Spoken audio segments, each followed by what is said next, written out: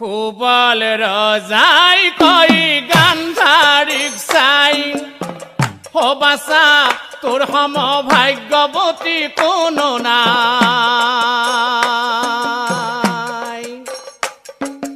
এশ পুত্ৰৰ তই মাতৃ হলি পিছে এশ পুত্ৰ পালো বুলি অহংকাৰ নকৰিবি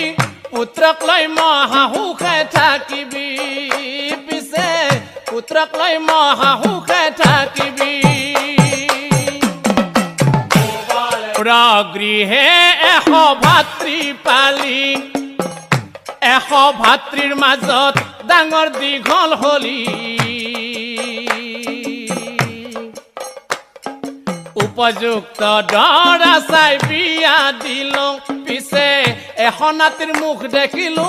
পুত্ৰও এশ পালো নাতিহঁতক চাওঁ বুলি মই আহিলো পিছে নাতিহঁতক চাওঁ বুলি মই আহিলো ভাইহঁত ভাইহঁত সকলোৱে ভাইহঁত